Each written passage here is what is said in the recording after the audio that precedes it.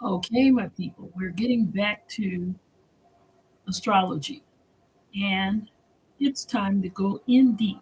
I'm with another book this time, A Spiritual Approach to Astrology by Myrna Loftus. And I have read from this book before, but I'm starting at Sagittarius. Sagittarius is the ninth sign of the zodiac. Its glyph looks like an arrow. Its glyph symbolizes an arrow. The pictures used to describe the sign are the archer and the centaur. Why? They are representative of Sagittarians' attempt to liberate themselves from their lower nature. The sun is in this sign from approximately November 22nd to December 22nd. The planetary ruler is Jupiter. In the natural zodiac, it rules the ninth house. It is masculine, positive, and a fire sign. The element fire can be described as enthusiastic and inspirational. Its quality is mutable, meaning flexible and adaptable. This can be combined to describe Sagittarius as adaptable enthusiasm. Let me check something.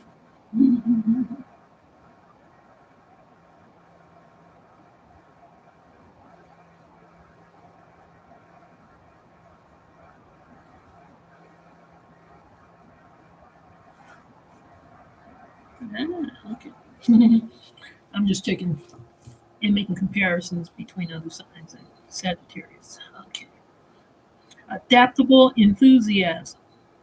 The parts of the body that are ruled by this sign are hips, thighs, muscle, sciatic hip nerves, and the motor nerve action.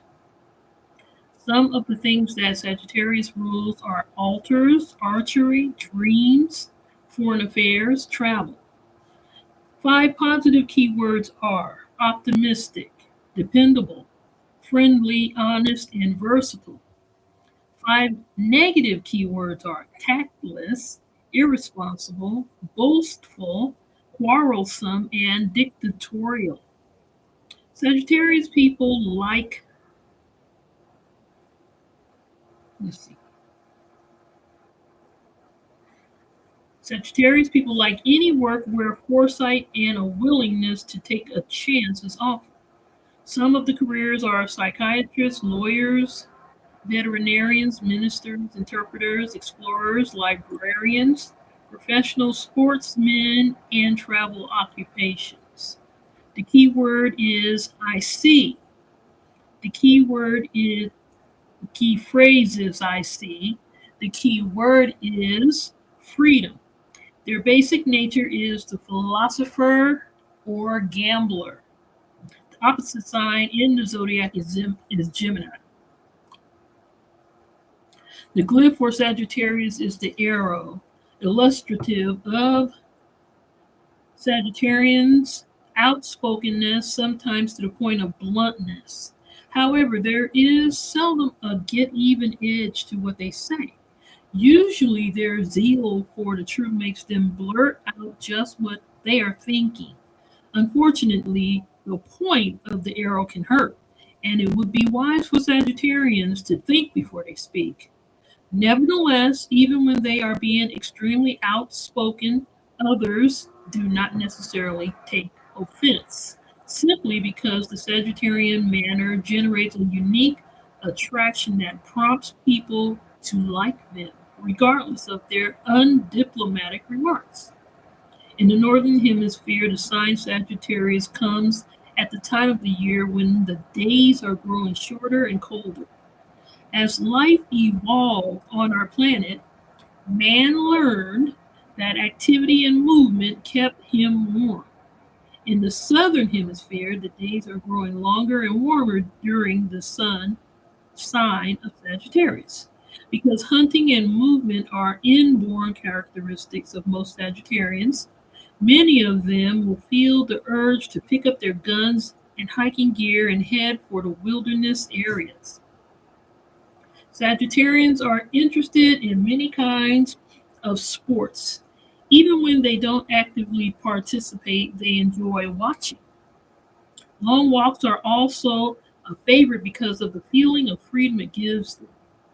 The creation of heat through movement and activity is personified by the rapid rotation of Jupiter, and the storing of energy, food, for future use is symbolized by Jupiter's size. When man returns to nature, he has a tendency to become philosophical. He searches for the meaning of life. This, too, is a natural trait of Sagittarians and is one of the affairs ruled by the ninth house. Invariably enthusiastic and optimistic, Sagittarians go through life always looking for something else that will add new dimensions to their life. This can cause them to overextend themselves with too many activities and to use up their energy too rapidly. They should arrange to get sufficient rest periods, plenty of oxygen from their outdoor activities, and sufficient rest periods. Let's see. And sufficient rest periods and enough exercise each day to promote healthy sleep at night. If they still feel tired, it usually means they are bored. If Sagittarians do not have any earth sign in their chart, and earth ascendant or earth shaped hands, they will have to concentrate on learning to earth shaped hands. They will have to concentrate on learning to be practical and persistent.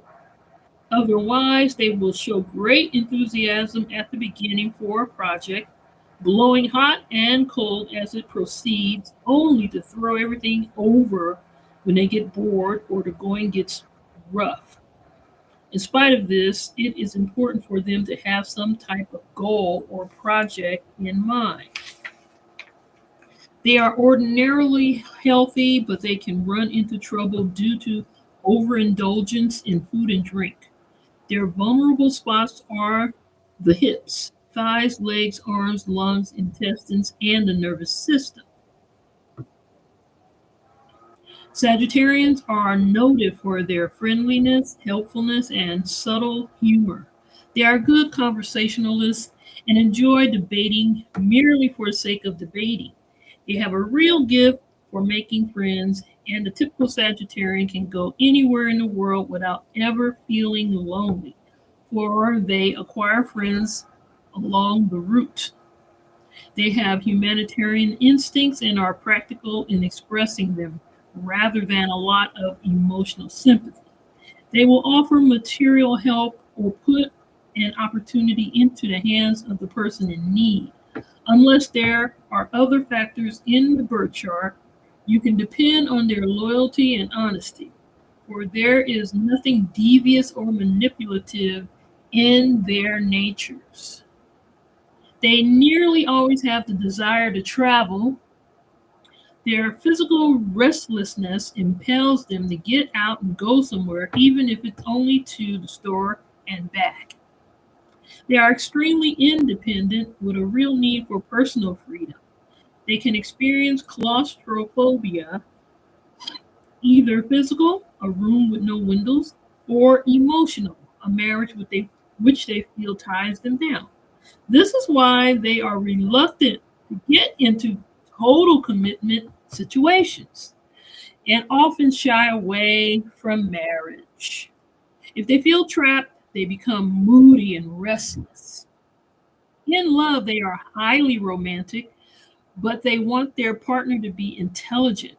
They abhor jealousy and possessiveness on the part of their partner, especially since both sexes are fond of flirting.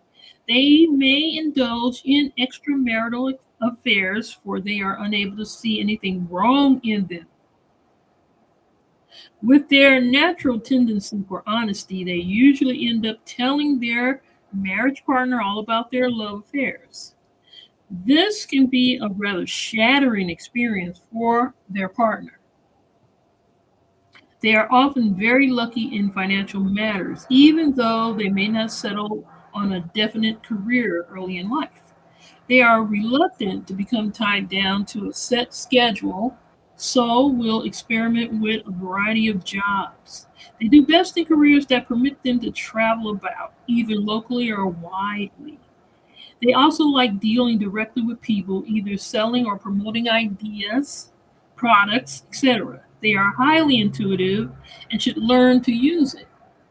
Lack of concentration and too much restlessness can hold them back from realizing their full earning potential. But once they decide on a career and their approach to life, they will advance rapidly, often through favors from others as well as their own abilities. Since they are versatile, it is not unusual for them to hold down two jobs. The Sagittarian may overlook small details, but their overall sense of planning is excellent. They have good memories. If disciplined, they are capable of great things. The challenge of a problem is what interests them, for it caters to their enjoyment in exploring the unknown. As parents, as parents, the optimism of the Sagittarian gives them faith in the abilities of their children. They see parenthood as a challenge. They do, however, have a tendency to expect rapid intellectual progress from their child, which may be too advanced for the child's age. The home environment they provide for their children is one of constant mental stimulation. Children, the Sagittarian child may tend to be mischievous, and the girls are somewhat tomboyish. But this causes them to excel at all types of sports. Their innate love of freedom forces them to rebel if discipline is too restrictive. They like to be involved in something at all times, especially if it uses energy. Teenage boys and some of the girls enjoy driving fast with little regard for safety. They are overpleased with the sense of excitement it gives them. During this time, they can be somewhat unconventional since they do not feel bound by society's dress or conduct codes. Wherever Sagittarius is found in your natal chart is where you need to expand your knowledge and review your attitudes to the house affairs. This area of your life has been restricted in previous lifetimes through choice or through circumstances. The gem for Sagittarius is the turquoise. This name is a corruption of the word Turkish because it was said that the stone was introduced to the world by Turkey. The ancients called it the symbol of love, protection, freedom, and affluence.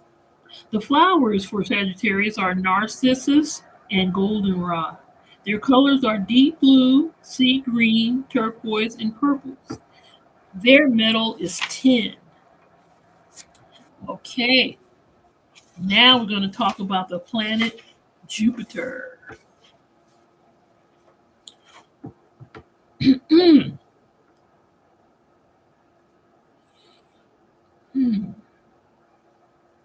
This planet rules the sign Sagittarius. Its natural house is the ninth house. Its orbit takes 12 years. One complete revolution on its axis takes 9 hours, 55 minutes. It is masculine and positive. The glyph symbolizes the personality and has risen above matter and is no longer confined by it. You know that Sagittarius sign that looks like the number 4, that symbolizes the personality has risen above matter. Okay. And is no longer confined by matter. 5 positive keywords describing this planet are expansion, opportunity, understanding, optimism, and enthusiasm.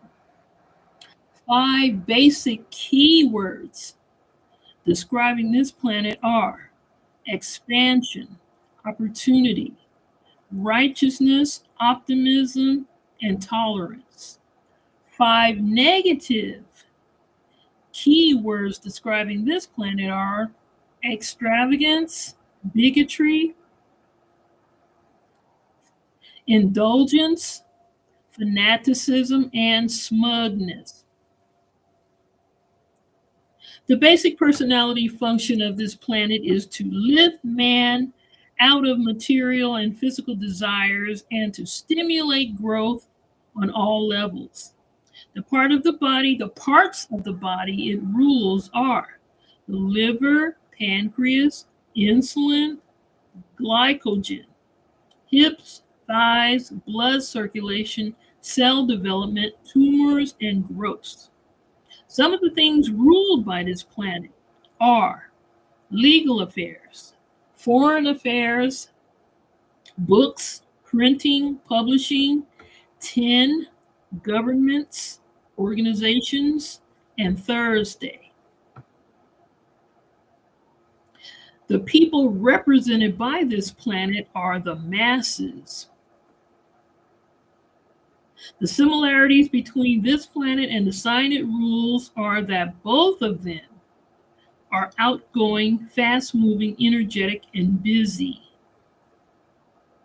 They differ because Sagittarians seek to expand and broaden their intellectual viewpoints, while Jupiter expands indiscriminately in all areas, including the physical body.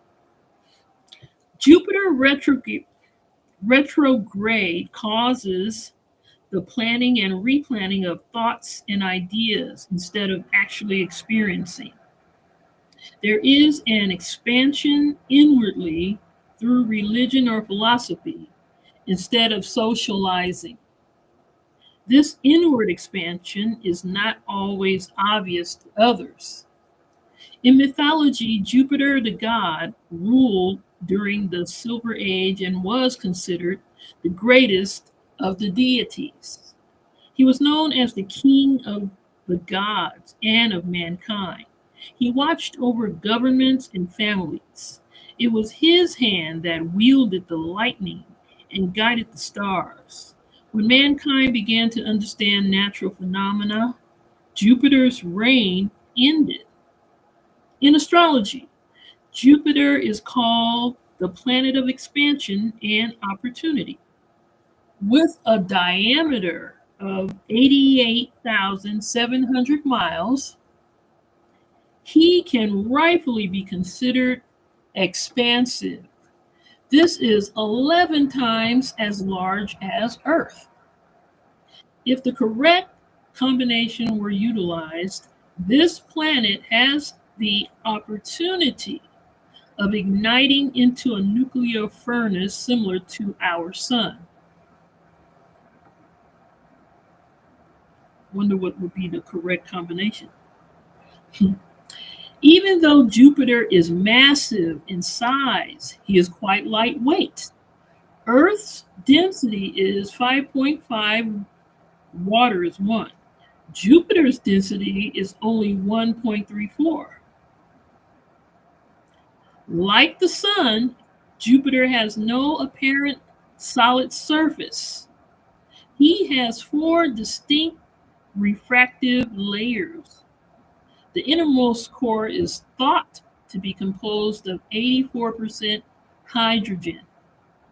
The outermost atmosphere is composed largely of frozen and liquid ammonia compounds. I wonder how they know things like that, which are constantly swirling and changing shapes. The inner atmosphere is composed of largely hydrogen, helium, and amino acids, causing storms, lightning, and thunderous sounds. Any storm is a heat adjustment. All of this noise and turbulence seems to be representative of the frantic pace some Sagittarians are apt to keep. Sagittarians can also flare up at the slightest provocation with the fury of a hydrogen explosion. Okay. This can be devastating to the receiver until they remember that underneath all that bluster is a warm hearted individual who is seldom vengeful. The Pioneer 10 probe, launched in March 1972, revealed that Jupiter radiates at least 3 times as much heat as he receives from the sun. This heat is created through gravitational pressure. His large mass just falls short of enabling him, through gravitational contraction, to release enough energy to ignite and turn him into a nuclear furnace. This heat, this energy, is reflected by Sagittarians through the friendliness and warmth they radiate to others and through their need for physical activity. Jupiter's orbit around the sun takes 12 years. However, Jupiter sometimes slows down or speeds up his solar orbit so that he has a longer stay in some zodiac signs than in others. He rotates on his axis at an incredible rate of speed considering his massive size. A complete axis revolution is made in 9 hours and 55 minutes. This rapid rotation causes him to bulge in the middle at his equator. Astronomy books refer to Jupiter as the striped giant. These stripes, bands of colors, and spots which change in width and visibility are caused by the tremendous activity and changes taking place within them and under them. These spots are similar to Sagittarians' tendency to boils and abscesses. Sagittarians are also known to like stripes, so Jupiter's rulership over them is even more appropriate. Do I like stripes? Because I am a Sagittarius. Yeah, I do. I like stripes. I like them. I like stripes. Though I don't wear stripes. I'm very conservative the way I dress. I don't think I have any. No, I actually have a couple of striped dresses. I don't wear them though. Anyway, let me get back to the place.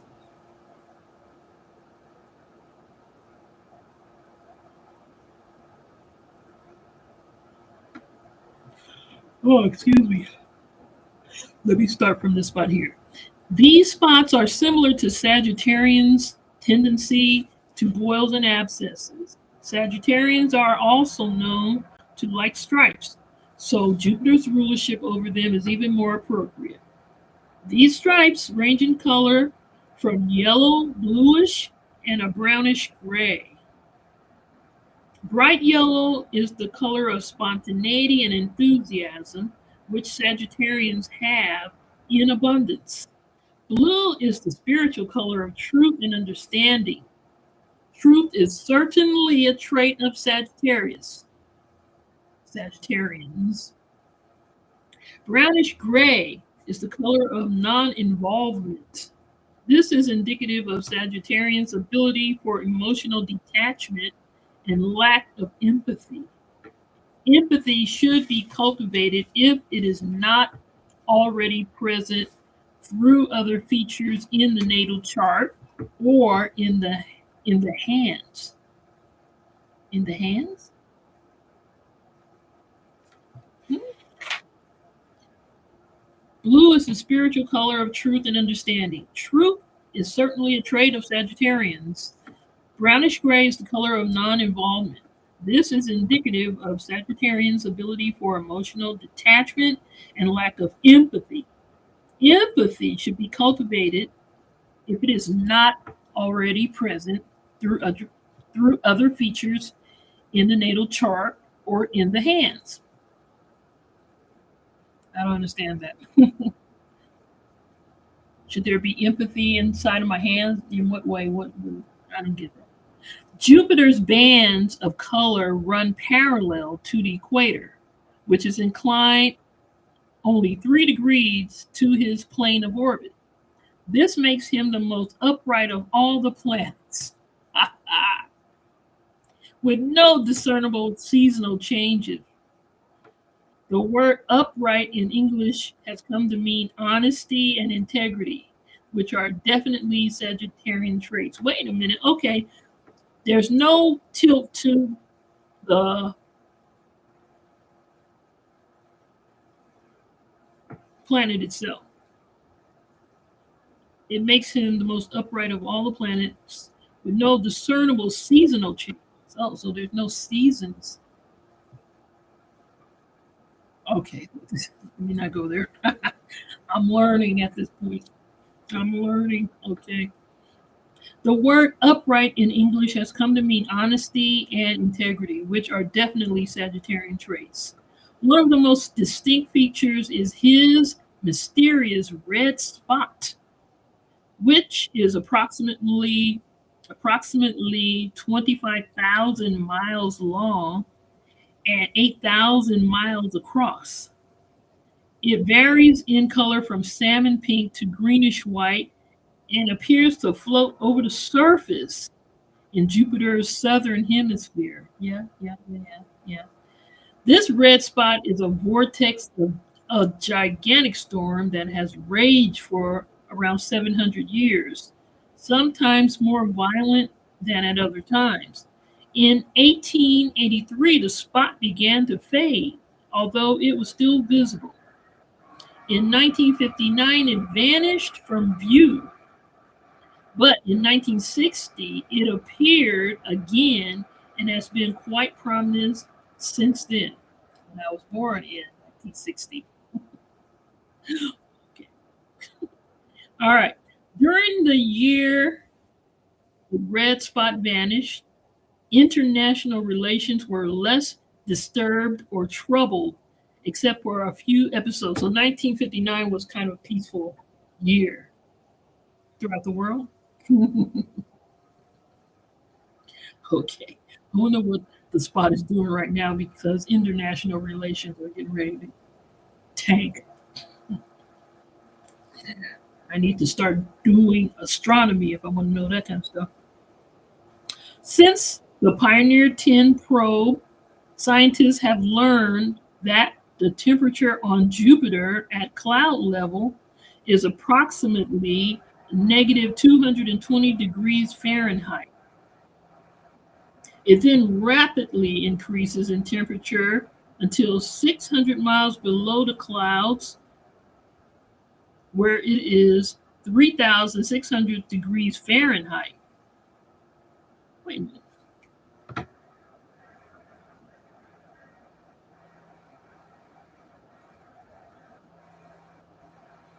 Okay, okay. I'm going to reread that. Since the Pioneer 10 probe, scientists have learned that the temperature on Jupiter at cloud level is approximately negative 220 degrees Fahrenheit. It then rapidly increases in temperature until 600 miles below the clouds. So above at the cloud level is negative 220 degrees Fahrenheit. So if we were to look up and see clouds at that level, it's freezing cold up there. Negative 220 degrees Fahrenheit. We're talking about Jupiter if we were to compare it to the Earth. Okay. But 600 miles below the clouds. So, how far are the clouds away from the planet itself? 600 miles below the clouds. What does that mean? Where is that? Is that close to the planet itself? Let's keep reading. 600 miles below the clouds, where it is now 3,600 degrees Fahrenheit, not negative, but It's 3,600 degrees Fahrenheit. At 15,000 miles down, it is up to 10,000 degrees Fahrenheit with a pressure equal to 3 million Earth's atmosphere. The innermost temperature is around 54,000 degrees Fahrenheit. The innermost, what do they mean? In the center of Jupiter itself? How do they know this kind of thing? I don't, that's the part I don't understand. How do they come to these conclusions? Jupiter has the highest surface gravity of any of the planets. I know it's mathematical, whatever they figure it out. It's got to be a mathematical equation that they come to with this kind of stuff. You can't be on a planet measuring and it's 54,000 degrees Fahrenheit. You can't. Anyway, let's keep going. Jupiter, fascinating stuff, has the highest surface gravity of any of the planets.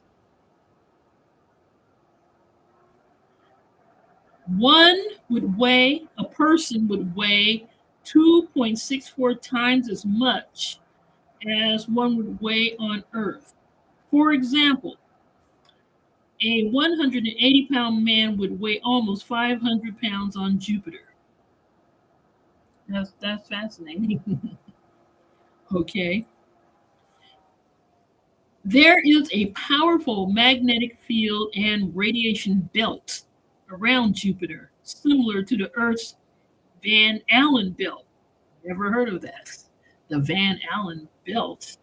Let, let me not interrupt myself too much, but I just ain't never heard of that. I'm fixing to go in on this astrology. Van Allen belt.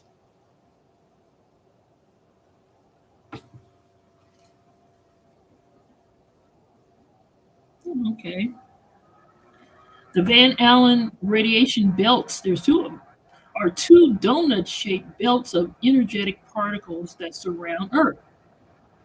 They were, they were discovered in 1958 by astrophysicist James Van Allen. How did NASA get past the Van Allen radiation belt? Has anyone ever passed through that belt? How long can astronauts pass through the Van Allen belt?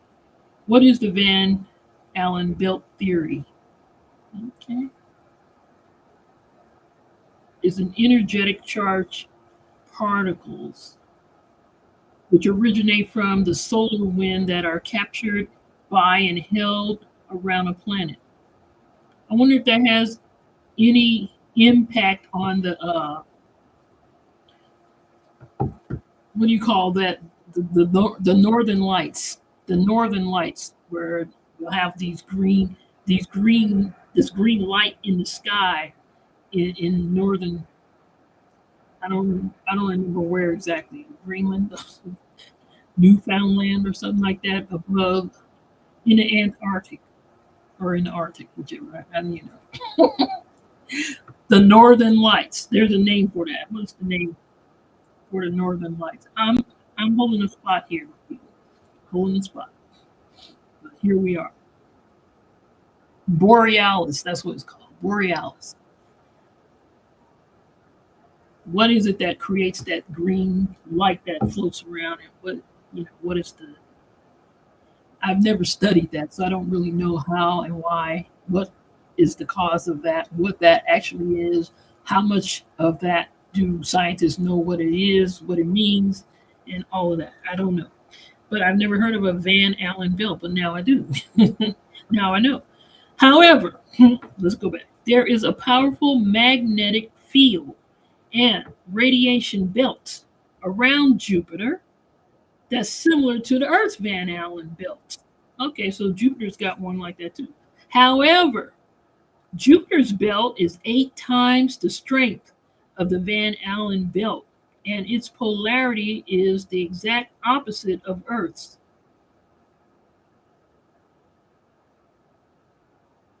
I don't understand that. It's stronger. In what way does that, what is the strength? How do you measure the strength? How is it stronger?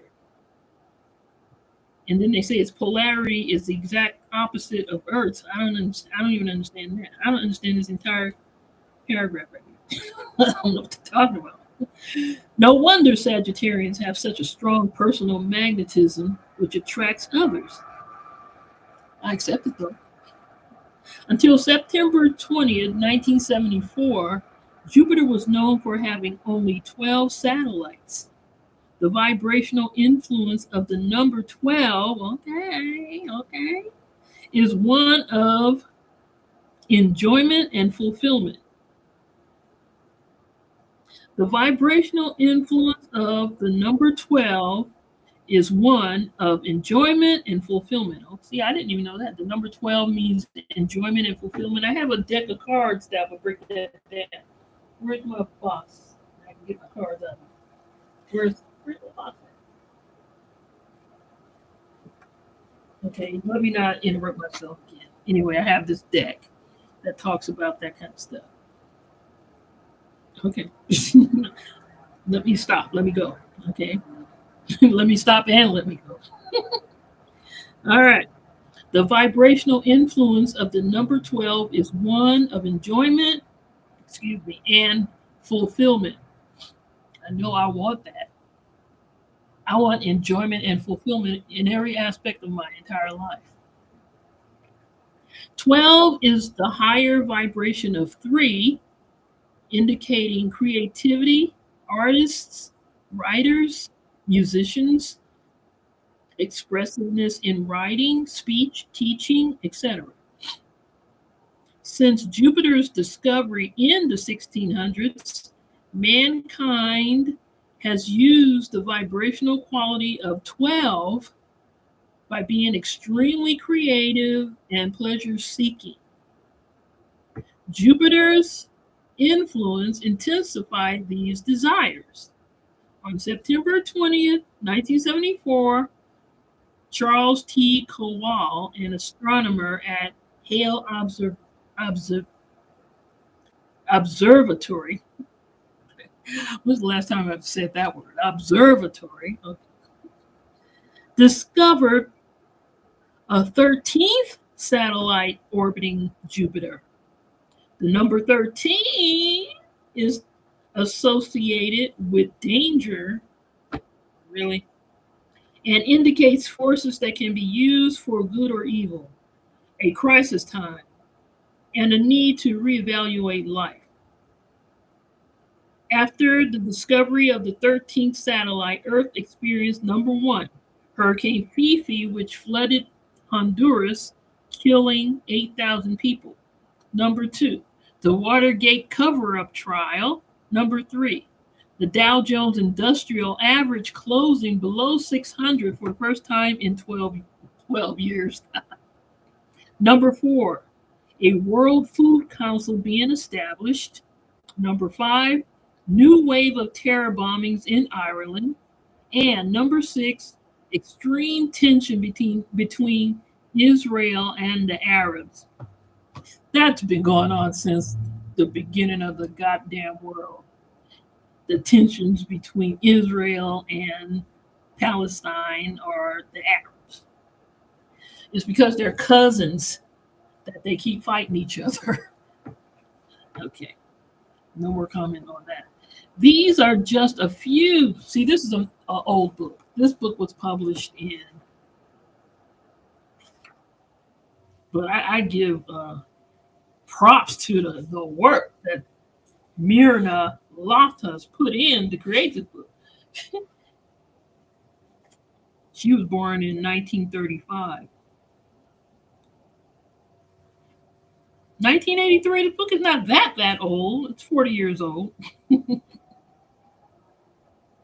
42 years old.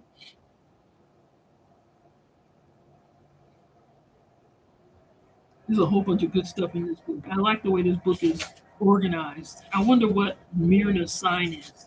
She's very organizing. She puts everything, if it's about Sagittarius, then she's going to put everything in it. houses, signs, the moons, the planet, everything. She doesn't go by the signs and then stop and go by the houses and stop and go by this and that. She puts it all together under Sagittarius and Jupiter. That's very, it's not very different, but these days people don't really do it like that. And she puts a whole lot of evolutionary astrology, is what they call that, things that have happened in the world based on the times. She puts a lot of astronomy in this. Most people don't talk about astronomy, the astronomy part. You know, at least the astrologers who are on the internet these days. They don't talk about the astronomy. But anyway, okay, let's move on ahead.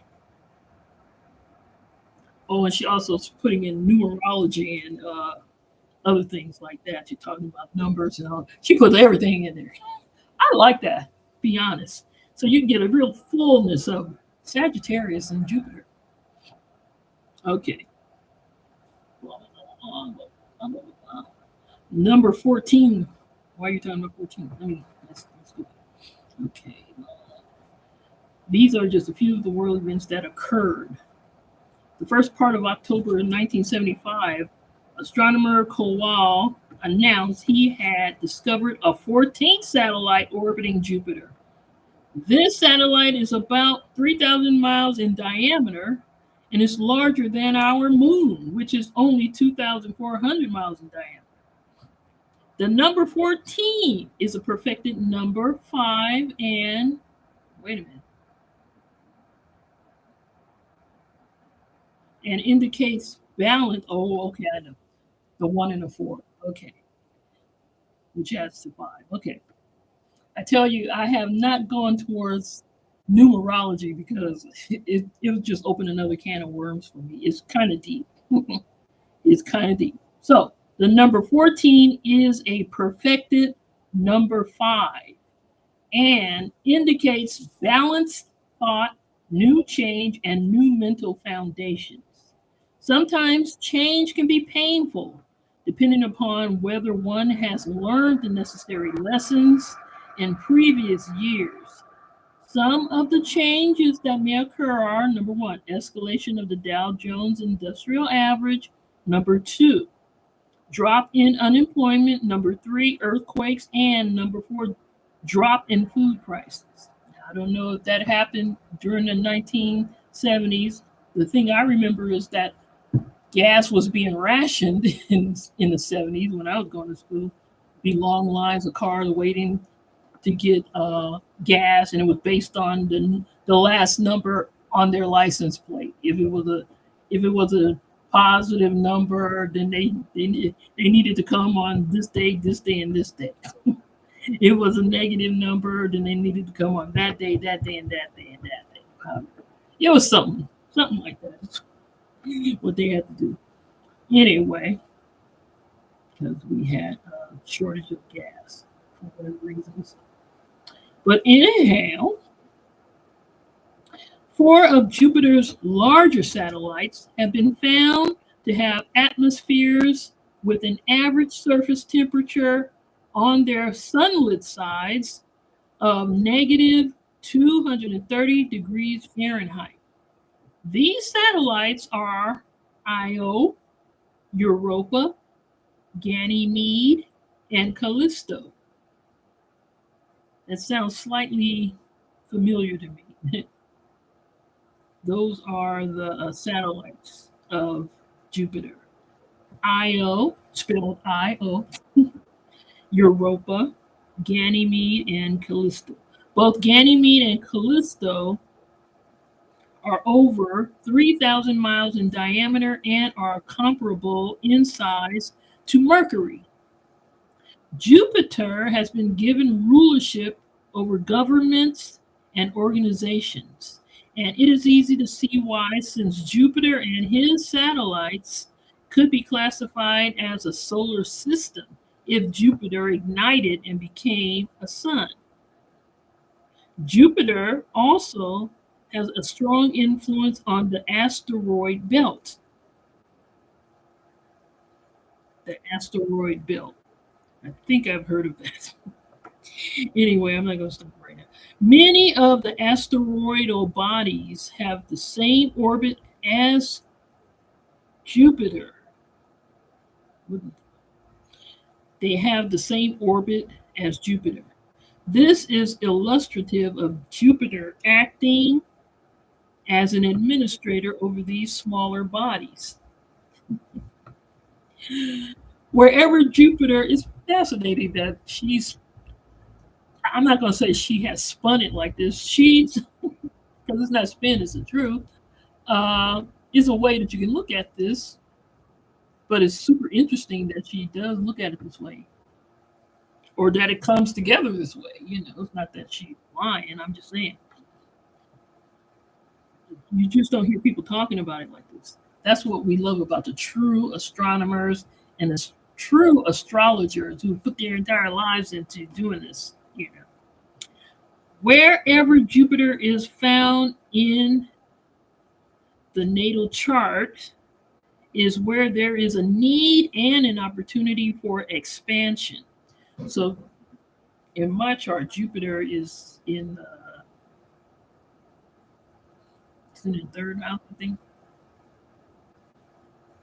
And I don't remember what the third house. I don't think I ever learned these things, to be honest. Let's see. Wherever Jupiter is found in the natal chart is where there is a need and an opportunity for expansion and where one finds fulfillment. Aspects from Jupiter in the natal chart indicate that something expansive wants to happen. It is up to the individual to use it or reject it. The same thing is true of transiting Jupiter. For example, two people with the same ascendant had Jupiter transiting their first house. Both had large first houses because of an intercepted sign within. Thus, Jupiter's transit lasted approximately 2 years. One allowed Jupiter to expand the physical body until that person became overweight. The other person, knowing the effects of Jupiter transiting the first house, mentally decided to use Jupiter's expansion in other ways. The normal weight was maintained and concentration was on using Jupiter's expansion for more clarified self-awareness. Now this part right here, this part right here, what would you call that when you're dealing with your own human form and your own mentality? That's the part that I'm more interested in. Okay. Super deep, super deep. Okay. All right. Jupiter in the signs. Am I getting ready to read this? Yes. I think I'm going to read the entire thing. I only got 10 more pages left. I think I'm going to go for it. All right. Jupiter in the signs, my people. Jupiter in Aries. Enthusiastic, generous, assertive, energetic. Assertive, energetic. Enthusiastic, generous, assertive, energetic. They easily grasp the basics of anything. This is Jupiter in Aries. Enjoy active occupations. They are innovators, leaders, and executives. Can be crusaders. They need to learn patience and to think before they act. The danger with this placement is over optimism or in becoming a militant idealist or a crusading general. That's when you mix expansive Jupiter with that militaristic forward moving Aries. That's pretty good. That's pretty good. And a militant idealist. I like that. Your ideals are right and you're going to make them. I wonder if that's me. No, because I don't think I have Jupiter in Aries. No. I have Aries in the sixth and the seventh house, and I don't know if I have any planets in Aries. I need to look at my chart. Where's that book? Anyway, we're not going to get sidetracked by that. Okay. Jupiter in Taurus, sympathetic, charitable, a believer in the power of positive thinking, love of beautiful things, ability to make money, can be stubborn without being aggressive, must watch a tendency to extravagance and their desire for material possessions. Jupiter in Gemini, witty, cheerful, they enjoy traveling, strong desire for knowledge, giving them linguistic ability and expressiveness of speech. I wonder if, what is his name? That boy right there has Jupiter and Gemini. I think I read that he did. I think I read that he did. What am I trying to say? What's the boy's name? Okay.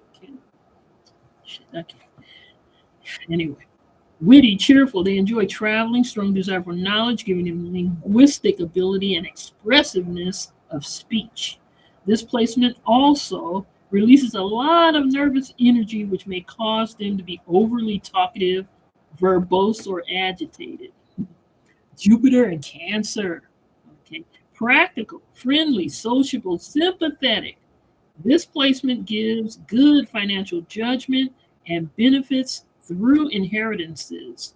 Have the ability to accumulate money and possessions. There may be weight problems.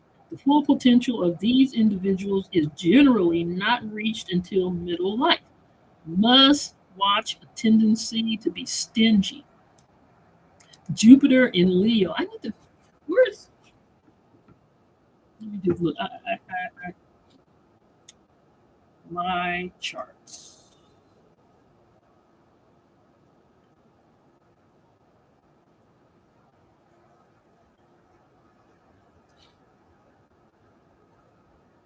Because I want to know where I sit here.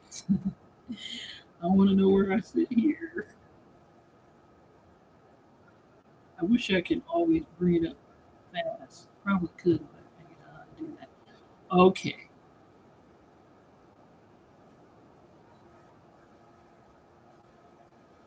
Okay.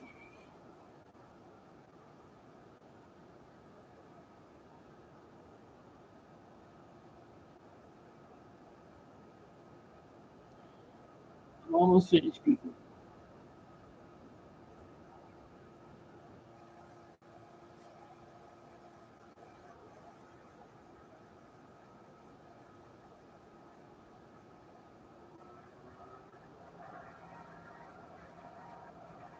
Do you guys know the actual time that you were born? The time of day or the time of night that you were born?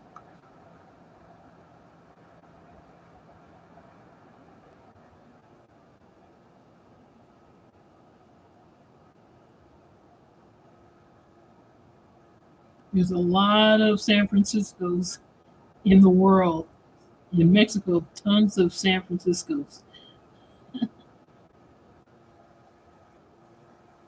There's even a San Francisco in New Mexico. I had no clue about that. Where, where's the California one? That's the one I need. I don't see it. It's not coming up.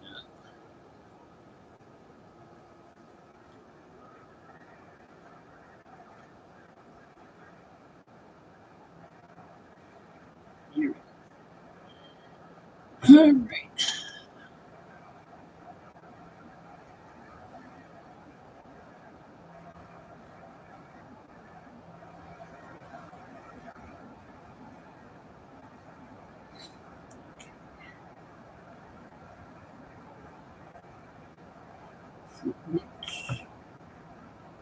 Here we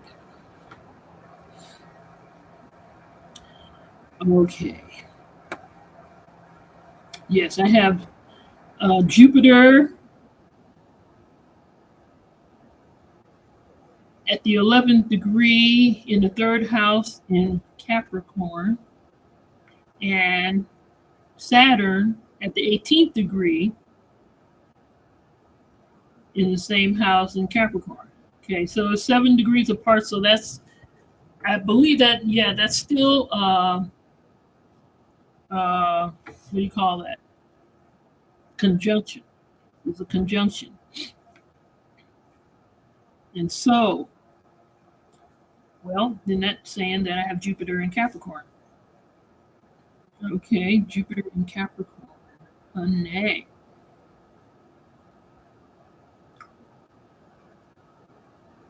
Because, like I said, I have my Sagittarius is on the 29th degree, which is the last degree. Okay, I'm more Capricorn than I really am Sagittarius. But anyway, now that I know it's Capricorn, Jupiter in Cancer and Leo. Okay, Jupiter in Leo, generous, compassionate, altruistic, organizing abilities, are capable leaders and executives, optimistic, belief in the future of mankind, enjoyment of beautiful things, generally a happy person. There is a desire for others to admire them. If this is carried to an extreme, the individuals can become egotists. Jupiter in Virgo, practical, cautious, intellectual, strong desire to expand their field of knowledge and to develop technical skill, apt to be cynical and or critical. There is a tendency to become enmeshed in physical living and to forget the need to nourish the soul. Okay, Jupiter in Libra, philosophical, sympathetic, friendly, desire for self expansion through using their ability to be outgoing and well liked. They are congenial hosts, have the ability to encourage others to greater efforts. There is a love of beautiful things because Libra is ruled by, or Venus. Is it ruled by Venus? Is that what you're saying? There is a love of beautiful things, success in business. Must watch their tendency to self indulgence. If afflicted, there can be difficulties with partners and legal problems. Jupiter and Scorpio, efficient, hardworking individuals. I think my son's probably got Jupiter and Scorpio. He's got this because he's on the cusp of Scorpio being November 21st. He he's very he liked being amongst groups, people. He's a people person, but he's also focused in other ways. And let me just read what it says. I'm not sure if that's what it is. I just know he's on the cusp. So Jupiter could be in Scorpio in his chart. I need to look at his chart. Anyway, efficient, hardworking, flair for business and finance. They are resourceful and willing to do all the work necessary in the fulfillment of a task. They are secretive, but there is also great inner strength and courage. They have a magnetism that draws people to them. Scorpio digs deep and calls for one to unveil the inner depths of the mind. Thus, the higher use of this placement is to develop an expanded consciousness and self transcendence. If they are using the higher vibrations of Scorpio, they can assist people to find their inner selves. Strong healing ability. If the lower vibrations of Scorpio are used, these individuals will seek unusual physical sensations and or have a desire for reckless experimentation in drugs and alcohol. Those lower vibrational frequencies, boy, oh boy. Okay. Jupiter in Sagittarius. Okay. Loyal, generous, tolerant, interested in religion and philosophy, are prophetic and inspirational. They have the capacity to impress others as to what the future might hold. Strong desire to help others and to inspire them to help themselves. They are frequently in positions of power and prestige, tend to be conservative because of a desire for people to like them. Much must watch tendency to justify themselves. Okay. God, Jupiter and Sagittarius sound a little kind of wackadoodle. You would think that that wouldn't be the case. Okay, Jupiter and Capricorn. Now, this is me. Practical, capable, steadfast, tendency to be serious, organizing ability, strong self control. This placement gives an individual the desire for material success, but it brings little happiness when it is obtained. Capricorn indicates the need to focus Jupiter's expansiveness toward the expansion of soul growth rather than personal growth. Well, I can say that about myself. I've been talking that one. Since soul growth is the aim with this placement, these individuals will be held accountable for whatever they do. Woo-hoo. Nothing will be allowed to be swept under the rug or hidden in a closet. Once this is understood, they will be allowed the abundance granted by Jupiter. Well, I already understand that. I say that. Okay. Jupiter in Aquarius. What's that about? Humanitarian. They are intuitive, tolerant, sociable, have inventive minds, an ideal diplomat with knack for handling different groups of people. These individuals are not allowed to live for themselves alone, but must pour their energies into some type of worthy cause. Because Jupiter is basically conservative, the revolutionary traits of Aquarius are toned down so that philanthropic causes are obtained through peaceful means. And Jupiter in Pisces. Sympathetic, charitable, genial, subtle sense of humor, visionary, and intuitive. They are interested in metaphysical issues, but want to find their own answers and to experience truth for themselves. They are usually less money-minded than most zodiac signs. There is a need for these people to occasionally retreat from society back to nature. This restores frayed nerves. They should always have a quiet time each day. They have the ability to enjoy whatever pleasures that come their way, whether it's small or large. A strong desire to help the public in some way and an interest in healing. Can suffer from oversensitivity, which does not show on the surface. Must watch a tendency to exaggerate and or to be self-indulgent. Okay, that's Jupiter through the sign. I mean, through the signs. Now I'm gonna do Jupiter through the houses. 1 hour, 3 minutes. Okay. Oh my God. I'm almost done. I'm almost done. 6 more pages. Jupiter in the houses. I wish I had my water bottle next to me.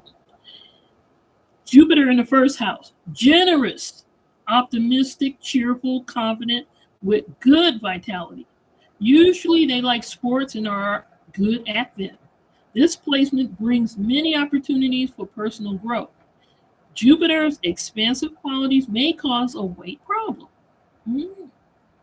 You're always talking about Jupiter wants to get fat. Jupiter wants. Have I gotten fat? Yes, I have. Oh, yes, I have. Yes, I have. Okay. Ain't no point in spinning that. Yes, I have. This placement brings many opportunities for personal growth. Jupiter's expansive qualities may cause a weight problem. Their confidence in themselves make them good leaders because they have the ability to inspire the faith of others. My Jupiter is in the third house, so we'll get to that in a minute. I have Libra in the first house. Jupiter in the second house, financially successful, confidence and optimism in their abilities. Visionary ideas and speculations usually prosper due to their intuitive appraisal of the situation. Enjoyment of material possessions. They inspire trust and often benefit from receiving financial assistance from others to develop their visionary ideas. Must guard against over extravagance. That's Jupiter in the second house. No over extravagance here. Jupiter in the third house. Philosophical, optimistic, conventional. and considerate. Intuition strong. This placement expands the mind so that the individual is able to comprehend easily. Could become an excellent teacher or lecturer, are well liked by the people in their environment, neighbors, relatives. There may be mental restlessness, which can be helped through occupations that keep them moving. Must watch they do not scatter their energies. God, I just did a video about that. Have to be impractical or self satisfied. Was that the third house?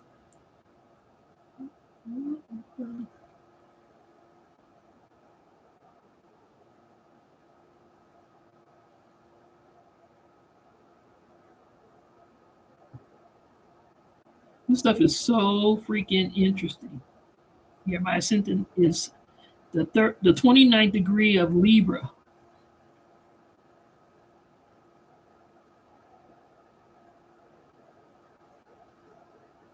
It says here, everybody seems to like people with your Libra rising sign. Okay. Yeah. Yeah. Maybe. Maybe not. Okay. Moon in Aquarius, the 11th degree. I'm trying to find the house. Let me just look at the actual. Yeah, but it was the third house. It was the third house. Yes. Jupiter in the third house. Saturn in the third house. It's going to be very interesting. I have Sagittarius in the second house.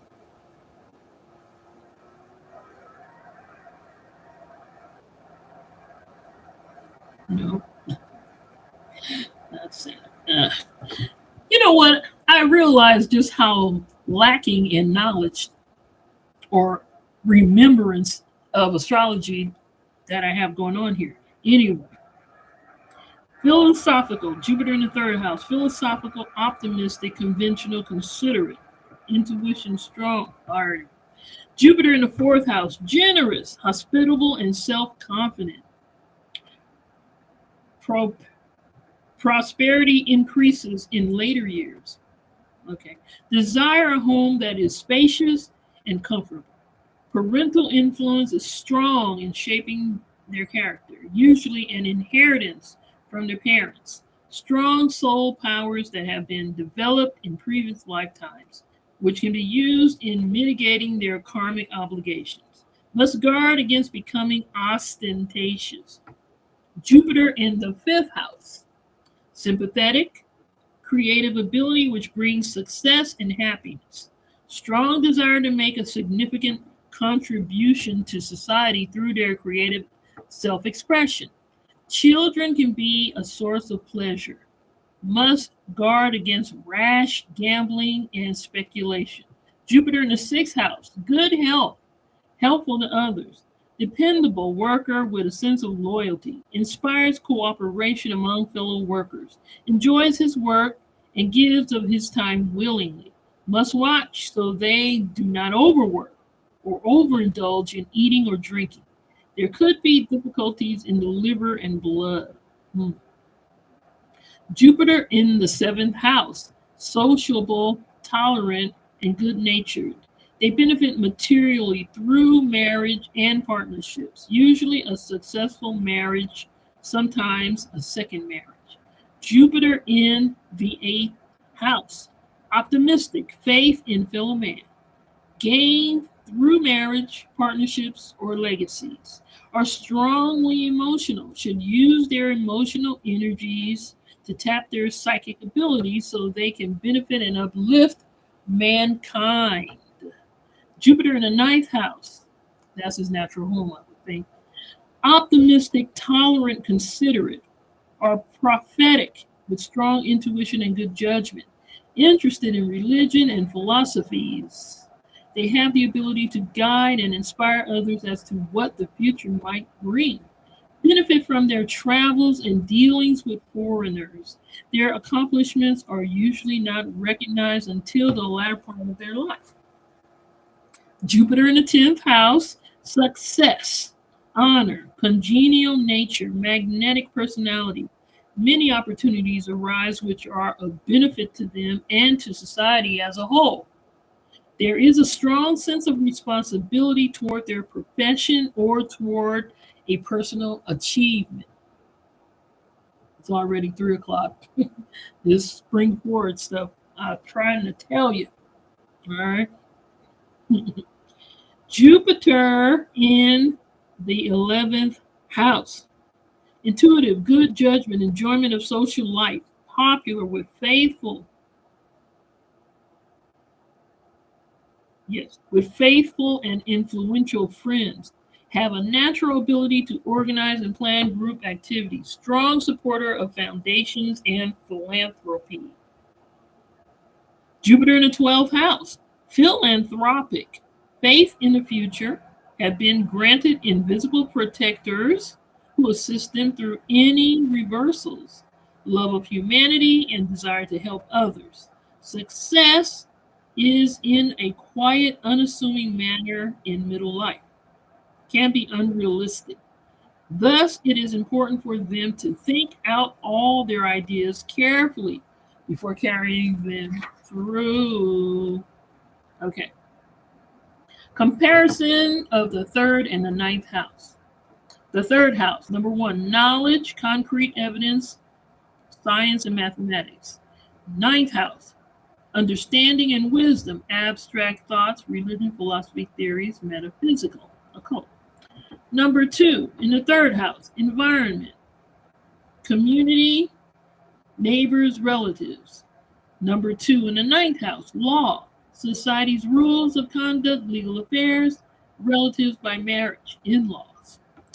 3rd house, number 3, early education, preschool, grade school, high school. 9th house, number 3, higher education, college, graduate school experiences. 3rd house, number 4, short journeys. A, physical short journeys. B, communications, letters, television, telegrams, telephone, newspaper.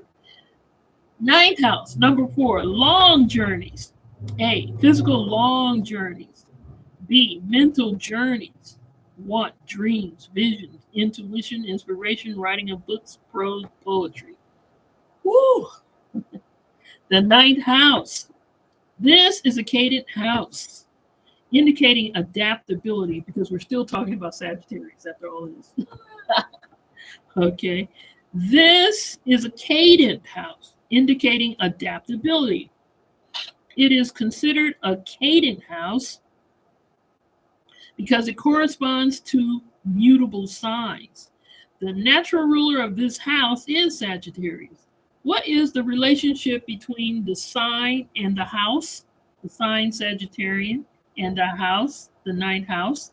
Sagittarians need to obtain understanding through broader viewpoints, set far-reaching goals, and to explore wider horizons. Now, the 9th house refers to abstract thoughts, higher education, and long journeys. All right. The natural ruling planet is Jupiter. What is the relationship between the planet and the house? Did I skip them? Jupiter represents the desire to expand on all levels. And the 9th house refers to the expansion of our mind through understanding and wisdom. If the sun were in this house, the 9th house, it would be approximately 12 noon to 2 p.m. Okay. So it's 12 to 2, the 9th house. All right. This is a house of life, which corresponds to fire signs. This means it is a house of enthusiasm and energy towards spiritual urges. House of life. The 9th house is the house of life. House of enthusiasm and energy towards spiritual urges. This house rules, number 1, understanding and wisdom, abstract thoughts. Number 2, law, society's rules of conduct, legal affairs, in-laws. Number 3, higher education, college, graduate school. Number 4, long journeys, physical and mental. That's what the ninth house represents. It rules over those things. This house is found in the third quadrant above the horizon. The opposite house is the third house. What is the relationship between the third and the ninth house? Both refer to education, relatives, and journeys. How do the third house and the ninth house differ? The third house refers to concrete knowledge, environment, short journeys, and relatives. And the ninth house refers to understanding of abstract thoughts, law, and long journeys and relatives by marriage. The ninth house concerns the search for understanding and wisdom. It represents a lifelong struggle to find out what one believes about the world, God, man, and life. Basically, your outlook on life and what you feel is the meaning of life.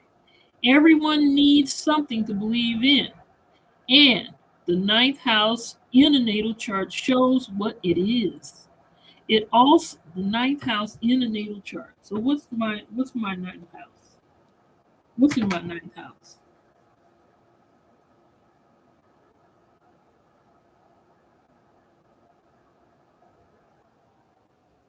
Ooh, my ninth house is in Cancer and it's got Mars and Black Moon Lilith. Ooh,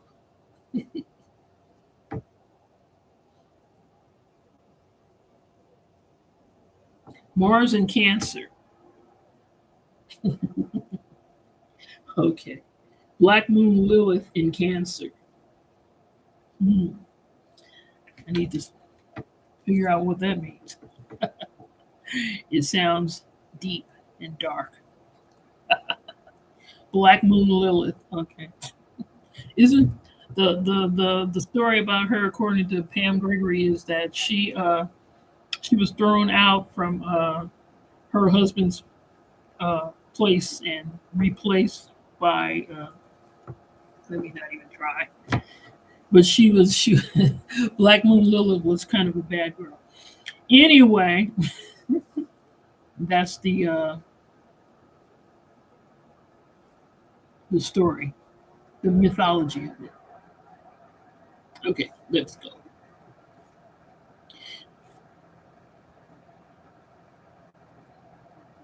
A philosophy of life is much more than an abstract thing. It is the prime motivation behind one's approach to life, to situations, and to other people. Thus, the ninth house represents all experiences which expand the mind and help formulate a philosophy and understanding of life. Perhaps the easiest method of understanding the ninth house is to correlate it with its polar opposite, the third house. Refer to page on comparison of the third and ninth house. The third house rules number one, knowledge, concrete evidence. Number two, environment, relatives, neighbors, the community. Number three, early education, preschool, grade school, high school. And four, short journeys, communications through letters, telephone, telegram, newspaper, television. Whereas the ninth house rules number one, understanding and wisdom, abstract thoughts such as religion, philosophy, theories, metaphysical. Number two, law, society's rules of conduct, legal affairs, in laws. And number three, higher education, college, graduate school. And number four, long journeys, physical and mental, such as dreams, visions, intuition, inspiration, and writings. Woo! I'm almost done. I only got three more people. We're going to knock this out. And I'm going to do this 11 more times. I'm going to do it for the entire book. Time to put some work in, for real. If I'm going to be doing anything, you might as well do it. Whereas it benefits me, in addition to everybody else as well. Number one, knowledge, third house, and understanding and wisdom, ninth house. So knowledge is the third house, wisdom is the ninth house. Okay. They say that now a wisdom is more beneficial than knowledge. Maybe that's not true. Most people tend to think in terms of both concrete knowledge and abstract theories, but nearly everyone tends to favor one over the other of his year. If you are scientifically bent, you would be operating from the third house, as Louis Pasteur did. On the other hand, a philosopher or a metaphysician operates from the ninth house. A good example of this is Albert Einstein, who had Jupiter in Aquarius in the ninth house in opposition to Uranus in Leo in the third house, with Pluto in Taurus in the 12th house, forming a stress energy T squared. His famous formula made possible the atom bomb. This bomb uses uranium and plutonium.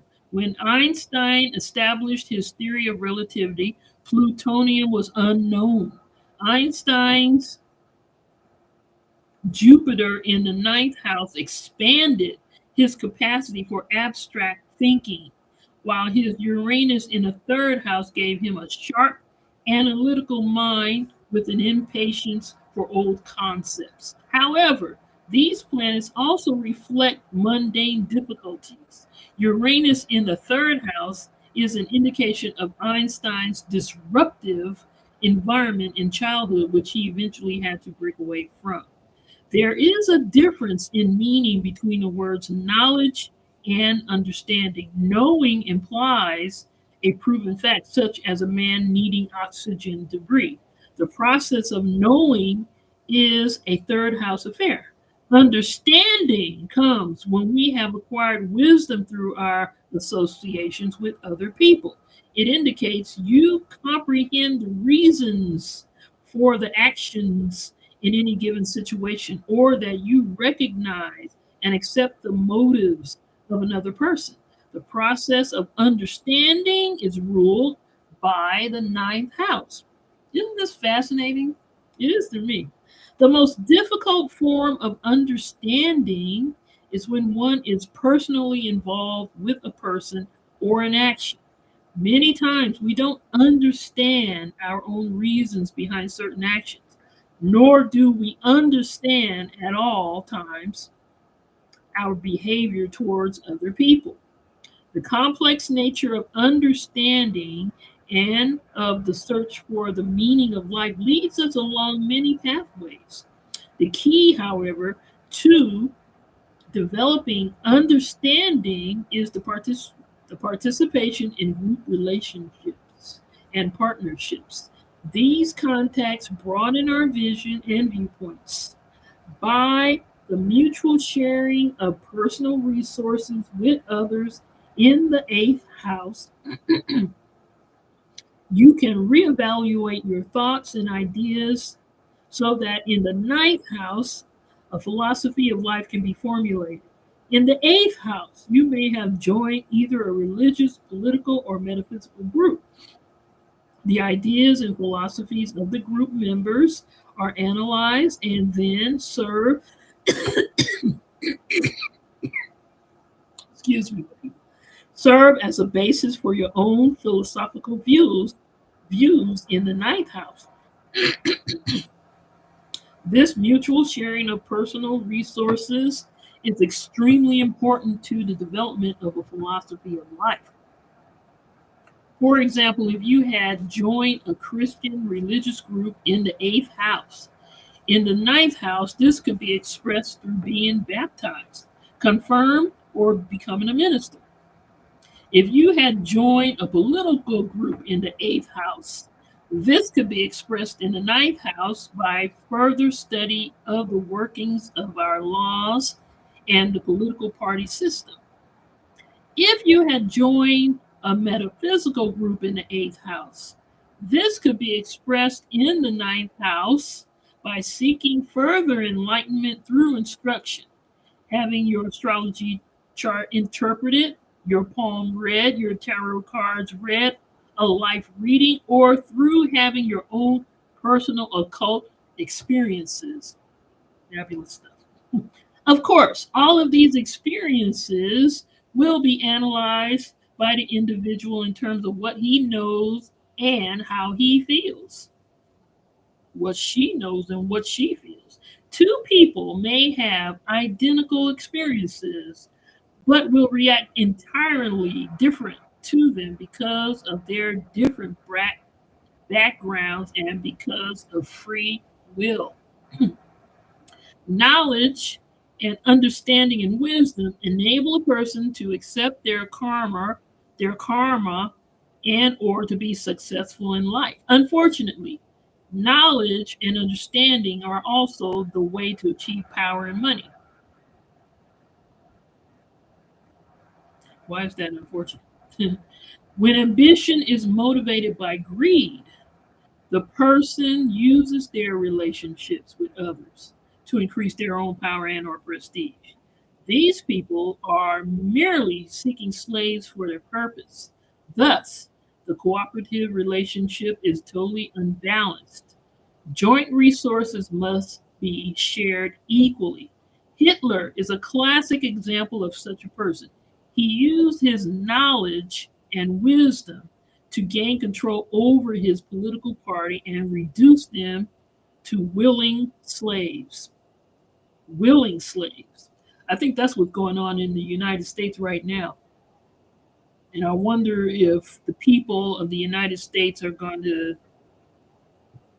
push for impeachment. That is a resource that people have in this political system. Okay, impeachment. Nobody gets to be a dictator in this system. All right, but see, Hitler was able to go into Germany and do the things he did. I don't know what kind of political system Germany was before Hitler came into power. What happened? To understand, and right here, this sentence is not even talking about the people that he killed. Hitler is a classic example of such a person. He used his knowledge and wisdom to gain control over his political party, and reduce them to willing slaves. They were willing to be slaves. That's what's going on right now in the United States. Somehow the control over the party. Okay. And the people are willing to be these slaves to this person. They're willing. You wonder why that happens. It seems that white people have that tendency. Um, you know, I don't understand that part. I don't know what that means. Not to say that other people don't do the very same thing, but white people really go hard with that kind of stuff. Willing slavery. I don't understand that. To understand how an individual can become so destructive, well, thank you. Explain it. Let us follow a discordant life, starting from the third house. In the early environment, such a person would have had to receive pressure and shocks to the mind and the nervous system, which he was unable to handle. In the fourth house, his inner foundations are now built upon distrust and resentment, so that he is unable to express his creativity in the fifth house. By the time he reaches the sixth house, he is no longer able to see work as an employee and employer situation. He sees it as a choice between being either a slave or a master. Thus, in the seventh house, he is no longer able to experience love, sharing, and trust. He begins working in cooperative relationships in terms of greed and how he can benefit. In the eighth house, he actively seeks to gain from group relationships through any methods: false charms, intimidation, blackmail. By the time he gets to the ninth house, he is twisting society's laws to aid him in his rise to power. Wow, that breaks it down pretty doggone clearly. In this example, there is no question of understanding. This is merely a form of wisdom which serves ego ambition. Ego ambition. I was just talking about that in the previous video. It is a wisdom that can be used by a criminal or by people who seek personal fame and money. Number two, higher education. This house rules higher education because of its rulership over understanding and wisdom. However, there are many self educated people who are wiser and deeper than many with doctorates. Okay? Thus, the term higher education should not be limited to those with college degrees. Well, thank you. Okay? Law. Okay. Number three, law. Law refers to legal affairs and to the rules established for our conduct within a society. It also refers to in laws, since they are relatives by law and were gained through the cooperative partnership relationship of marriage. Experiences are obtained through associating with in laws and further developed understanding and wisdom. This book is valuable. I'm telling you, I'm so glad I got this book. This is well, the title, A Spiritual Approach to Astrology. Only paid $8 for it. I bought it, I'm sure, at Walden Pond Books. Walden Pond Books. Many, probably about 10 years ago. Maybe even longer than that. Usually I put here's my chart right here. All right. Here it is. Yes.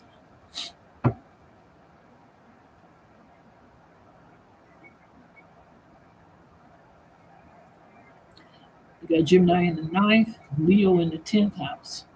And that's there's a name for that. Virgo in the 11th house and Libra in the 12th house. But I also have Libra in the first house. My Mars in Cancer is in retrograde when I was born. I need a better chart. I think we all need to have our charts for real. This is serious. This book is fabulous. Okay, let me try to finish. Well, I still have a voice. My voice is leaving. Did I? What did I do? Did I lose my voice? Where? Oh, here it is. I'm almost finished.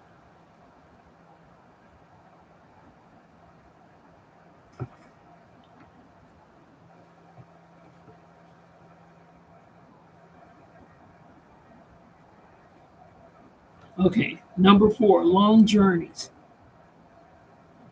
Long journeys are included in the affairs of the ninth house, since travel to another country or another area can give you understanding and wisdom of different cultures and societies. Thus, viewpoints are broadened. A long journey can be taken mentally. This is done through dreams, visions, intuition, inspiration, and writings, where your subconscious mind takes over.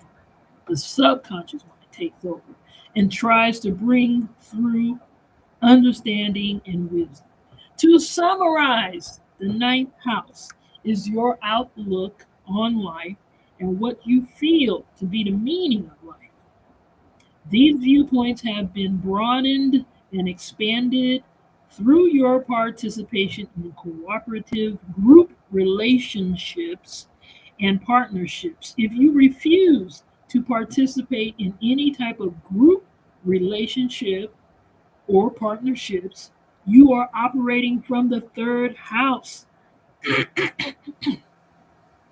Understanding and wisdom can only be obtained from associating with other people in a sharing relationship. Even if you have 10 doctorates, you will still not have understanding and wisdom because your mind remains analytical and is only assimilating concrete knowledge and not practical knowledge. You have to interact with people. That's why I'm saying that. I don't want to stay on this thing. But I'm going to do this. I'm going to read through this entire book. I am. I'm going to do it because this is so deep. This is so powerful. I'm done, my people. I have done it. It's been an hour and 35 minutes. All right. Spiritual approach to astrology. We have just read Sagittarius, okay, the ninth house, Jupiter. Everything that has to do with the Sagittarius, the ninth house, and Jupiter, okay, from astrology, from astronomy, from numerology, from psychology, from artistry, from pottery. People like Hitler were despots, right? Crooks and what. She has covered all aspects. And there are all the others, you know. That was number one. I started at Sagittarius. It's fascinating. I intend to read the whole book. All right. Peace and love.